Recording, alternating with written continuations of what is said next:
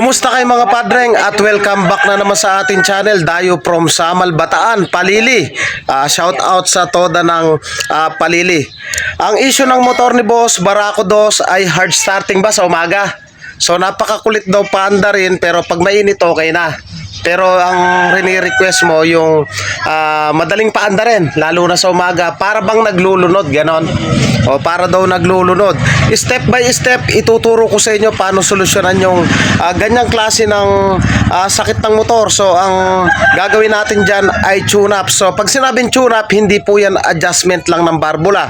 Pag sinabing tune, sa Tagalog niyan, itono, walang iniwan yan sa gitara, na pag tinono natin, 6 na kwerdas, yan yung ating i-adjust. Ganon din dito, pag sinabing tune-up, hindi lang adjust ang barbula, nandun na yung linis carburetor, adjust valve, air cleaner, spark plug, high tension wire, so lahat. So, yan ang ituturo ko sa inyo. Kalimitan, pag ganyan ang issue, ang ginagawa ko dyan, tanggalin na muna natin yung kanyang spark plug, yung high tension wire, i-check natin yan. Tanggalin lang natin yung spark plug. At dito sa spark plug, yan ang pinakapulso ng ating motor, na gaya sa tao, pinupulsuan muna kung ano yung kung may pilay ba yan. So ganun din dito sa ating mga motor, ang pulso niyan yung spark plug, may 3 kulay yung reading ng ating spark plug. At sa pagkakataon ng mga padreng, napakaluwag ng kanyang spark plug, hindi ko pa naman pinipihit, napakaluwag na ng kanyang kabit. So dito nga, ang kulay nito, isang black, isang mamuti-muti, tsaka yung optimal na tinatawag, yung brown. So anong gasolina boss yung gamit mo? Kadalasan gamit ko yan, yung unleaded. Unleaded. So pag yung unleaded yung gamit natin, medyo maitim talaga yung sunog. So hindi natin makikita yung brown na kulay talaga. So ayan. Tanggalin natin. Ayan Brown. So ma-brown. So ayan. Ang gamit din niya ay NGK. So ang una nating i-check diyan mga padreng, syempre yung kanyang gap 0.025 or 25,000 of an inch, sukat ng lagare. So sukatin na muna natin yung kanyang spark plug gap. So yung mga padreng, sukatin natin yung kanyang spark plug gap.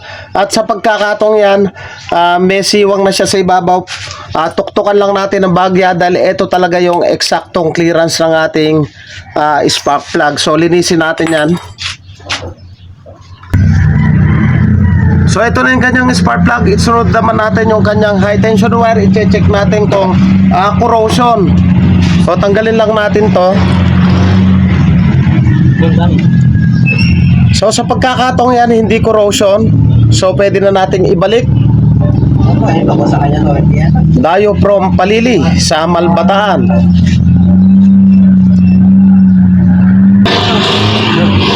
Pero yung makita nito pwede dyan, di ba? DMX dyan. Napagta lang connect nila. Ganun talaga. So sunod naman natin dyan mga padreng, yung kanyang air cleaner. So tinanong ko si boss, wala na daw air cleaner. Yan ang pinakamaling nangyari sa motor ni boss. Bakit ko nasabing mali? Bakit nga ba dumudumi yung langis mga padreng? Samantalang silyado naman yan. Dumudumi yung langis dahil doon sa air cleaner, lalo na pag wala na yung foam, papasok yung alikabok dito sa ating intake manifold at hahalo po yan dito sa ating oil, kung bakit na sa tuwing nag-change oil tayo agad madumi, dahil nga naka-open. So pasok automatic, kaya nga tinatawag siyang air filter upang salain yung alikabok. Ngayon pag walang sasala, automatic yan, papasok dito sa ating makina. Cause yan kung bakit mabilis tayo dapat na magpalit ng langis. So dapat yan, advice ko kay boss na ibalik, at advice ko rin original. So sa pagbabalik noon, hindi rin basa-basa binabalik, kailangan din siya na paliguan ng langis, dahil nga doon kakapit yung alikabok, hindi yung isasalpak lang natin. So mali po yon. So hindi na natin gagalawin yon. Tuturo ko na lang sa kanya yung pagpapalit mamaya. Targetin na natin yung kanyang carburetor. Nako, pulpul yung fuel screw. Pulpul. Matanggal pa kaya natin yan. Pulpul yung fuel screw. Day off. Mga padreng, pwede nyo pong bisitahin yung ating YT channel for more videos. Pwede rin bisitahin yung ating Facebook page. Pakipollow na rin po para sa mga marami pang videos na kagaya nito. Ito, pulpul.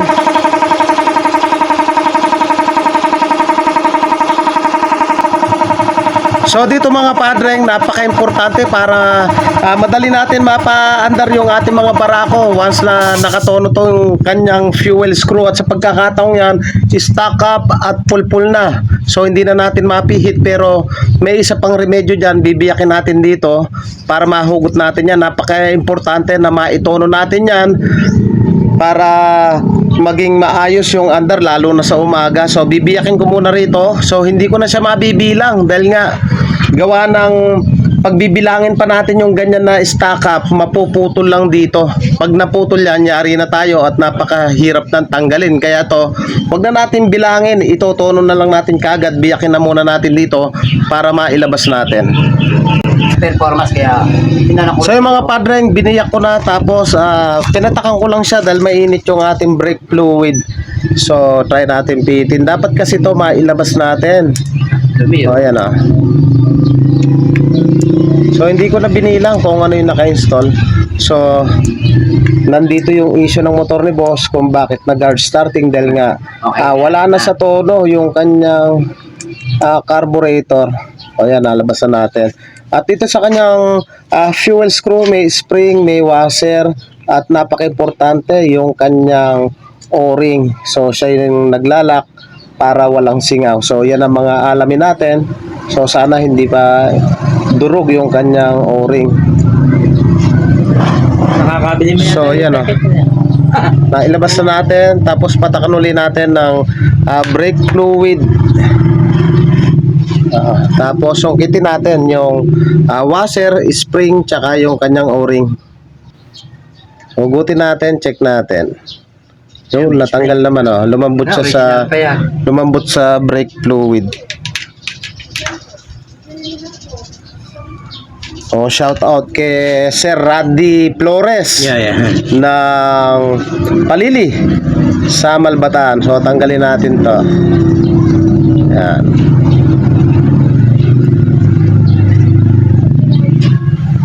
Yun, washer. Ayun. Sunod yung o-ring. Sige natin kung may goma pa.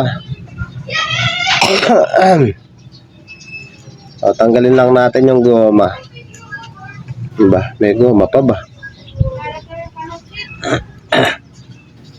Sabi ngayon mo na nakita, nilabas na siya ng personal. Oo. Yung dahil mamasada ka.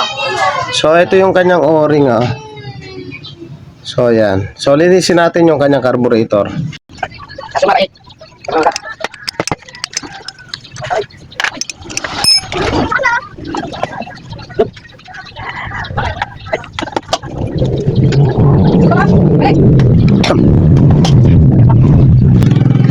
Napakadumi ah.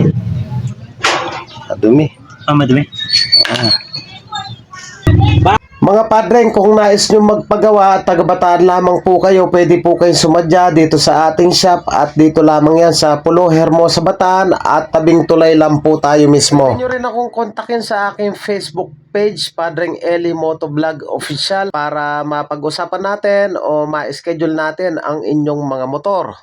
Mga padreng, maraming salamat sa walang sawang panonood at pagsuporta sa ating munting channel. Sana mapalago pa natin to para mas makatulong pa tayo sa may mga motor na kagaya nito.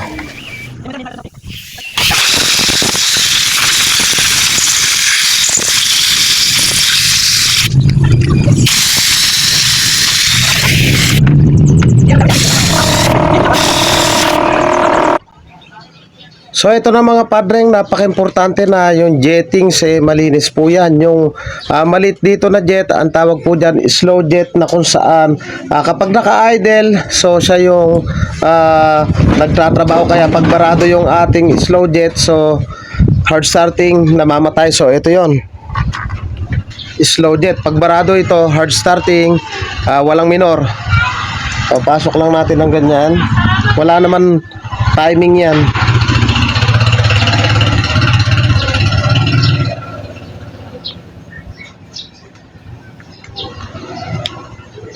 At isunod naman natin dito yung kanyang main jet.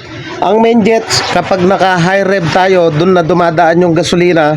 Kaya pag yun naman ang barado, parang hirap humatak yung ating motor. Parang tila kinakapos ng gasolina. Kung bakit natin pinagsusundot siya ng wire brush. Minsan mahina yun eh.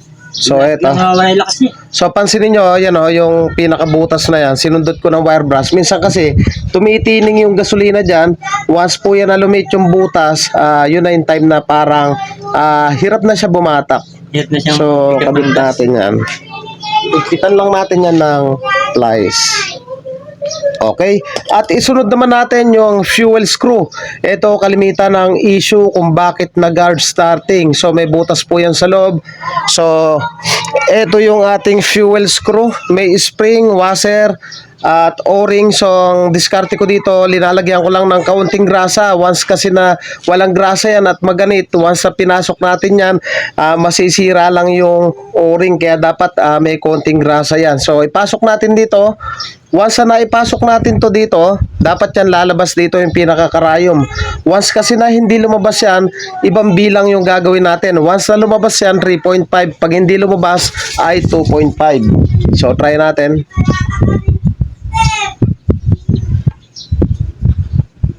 Ayan o, smooth na siya ngayon. O, check natin kung lalabas. Pasok, tinan mo. Pasok na. Ayos na eh. So, dapat ito mga padreng ay lumabas.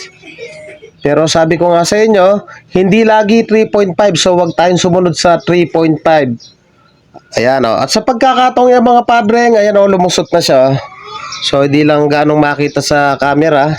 Pero lumusot na siya. Once po na lumusot na ganyan, ang adjustment po natin dyan ay 3.5 kalate, isa't kalate, dalawat kalate, tatlot kalahati. So yan ang tono ng barako once na nakalabas yung karayom. At pwede na natin ikabit yung kanyang choke. So napaka-importante na linisin din yung choke, yung kanyang idle screw dito. So hindi lang jettings, dapat lahat. So daig pa yung in-overall. So ganun din dito sa kanyang carburetor. So overall po yung tawag dyan. So ibalik na natin to.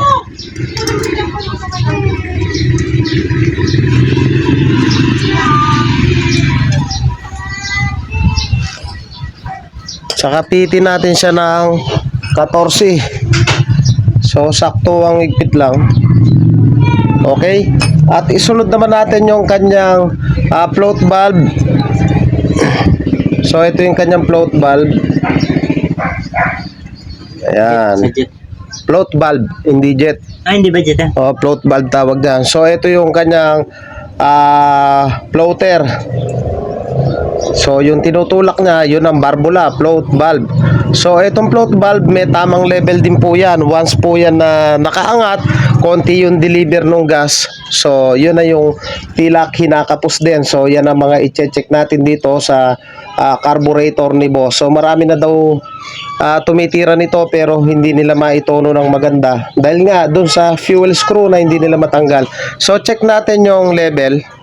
At sa pagkakataong yan, perfect na perfect yung kanyang floater at naka-level check natin dito sa harap. So, ganun din. Goods na yung carburetor ni boss. Malinis na pagsusundot natin at naitono na natin ng tama. Sunod naman natin yung kanyang idle. So, kanina nung binilang ko, nasa 11 turns siya. Kaya, isagad muna natin. Tapos, bilangin uli natin. At pagkari ng kanyang carburetor mga padreng, isusunod naman natin sa kanya yung barbula. So sagad ko muna.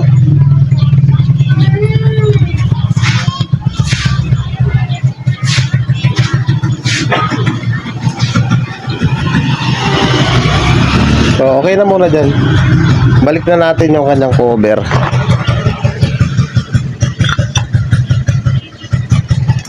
Napaka-importante kasi mga padreng na dapat lagi nalilinisan yung kanyang fuel screw kasi nga dyan nagbumula yung hard starting o pagkapalya ng ating barakong motor.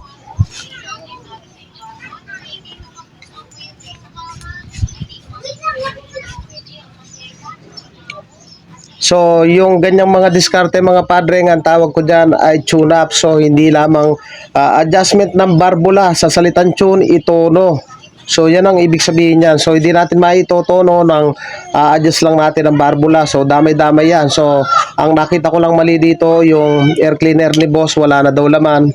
So, cause din po yan kung bakit dumudumi agad yung carburetor o nag-i-stack up yung fuel screw dahil nga dun sa alikabok. So, dapat talaga kompleto, wag tayo nagtatanggal ng bawat parte ng motor.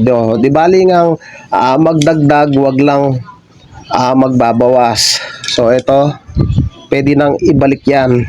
So pupunta naman tayo doon sa kanya Babalik ko na pala yung adjustment ng barbula. air cleaner. So yan na. Pero dami, pakita na wala. So dito mga padreng, nandito yung kanyang specs. So mababasa nyo yan, IN 0.08 to 0.12. Samantala doon sa exhaust, medyo madumi na lang, 0.10 to 0.14. So yan yung ating adjustment. Galita mo eh. At dito sa kanyang intake mga padreng, intake. At dito naman ay exhaust. Pag sinabing intake, papasok yung gasolina. Pag exhaust, yung power o yung usok, dyan lumalabas sa exhaust valve o sa tambutso. Sasabi rito sa specs niya, doon sa may ilalim ng bangko, ang clearance niya ay 8, 9, 10, 11, 12. So, tinatanong ako bakit daw G's ang ginagamit ko. Pagdating naman sa exhaust, ang gamit natin ay 12. So, nag-start siya sa 10, 11, 12, 13, 14. Darwin, gaganda niya yung Kapag gumamit tayo ng 8 at tumukod yung barbula, naging 7. So, ibig sabihin, palpak na yung 8. Pag gumamit naman tayo ng 11, ay ng 12. Pag gumamit tayo ng 12 at lumuwag yung barbula, naging 13. So, sablay na po yung adjustment ng ating barbula. So, wag na wag po tayo gagamit ng 12 at 8. Pag gumamit naman po tayo ng 9, either lumuwag o lumaki. Pag lumuwag, naging 10, okay. Pero pag sumikip, naging 8. At yung 8 malapit sa 7, so hindi na rin safe yung 9. Ganon din yung 11. Kaya ang gamit natin ay G's, ganon din dito sa exhaust. Ang gamit natin ay 12. So napansin ko rito sa barbula ni boss, sinasabi niya na napakahirap ng batak ng kanyang motor. So ilan yung motor mo, boss? dalawang barako. Dalawang barako. Bakit daw yung isang barako napakaganda ng batak? Bakit daw ito, sinasabi ng mga nanghihiram, hirap bumatak? So nakita ko nga yung kanyang carburetor, yung fuel screw. So sablay yun. Ganun din dito sa barbula. Yan walang clearance. So papakita ko sa inyo. Gagamit tayo ng filler gauge. Kukunin natin yung G's kasi wala naman 12 sa ating filler gauge. Kaya ang gagamitin natin G's, pero pag nag-adjust tayo dyan, mas maluwag sa G's para tatama siya ng 12. Dito, eksaktong G's. So kunin na muna natin yung G's. So ito mga padreng, 0.10 millimeter. So ang sukat natin dito dapat 12. So pag pinasok natin to at hindi pumasok, save, ibig sabihin mas maliit pa siya sa G's. Pwedeng 9, 8, 7. So dapat 12 pataas. So try natin ipasok. O yan, ayaw pumasok. So estimated ko rito mga 8 yung nakalagay. So check natin dun sa kanyang intake valve kung papasok yung eksaktong G's, kasi G's yung ipapasok natin dyan. So ganun din, ayaw din pumasok. So tukod lahat yung barbula, may tendencyng bumaluktot po yan. So i-adjust ko, hindi ko na papakita yung pag-adjust, papakita ko na lang sa inyo na mamaya ay papasok na yung ating filler gauge. Marami naman tayong tutorial kung paano mag-adjust nito. So yung mga padreng, na-adjust na natin. So try natin ipasok ngayon. 12. So ayan Okay. Doon sa kabila, i-try natin. Eksakto dapat to. Tamang G's. Ayan ang ganda. Dayo pa from Samal, Palili, Bataan. So sa pagkakataong yan, pwede na natin takpan, ikabit yung carburetor, tapos try na nating paandarin. So yung mga padreng, yun nga, ang issue ng motor ni boss, hard starting daw, tapos wala daw batak. So kinikwento niya sa akin kanina, tukod yung barbola, yung fuel screw, stock up na. Paki-start mo nga boss. Paki-on mo muna, huwag ka na umawak ng silid niya doon. Sige, jack. Pakipatay ulit. Patay, start ulit. Dayo from sa Malbatan. So ano masasabi mo boss? Testingin natin. Okay nga. Okay. Test natin. Sabi ni boss, yung batak niya parang hirap. Papa-testing natin. Testing mo muna. Pakabilis niya. Tara. Testing nyo. Sige, yan o. Shout out na naman kay boss Randy Flores. Ayan, testing muna sila.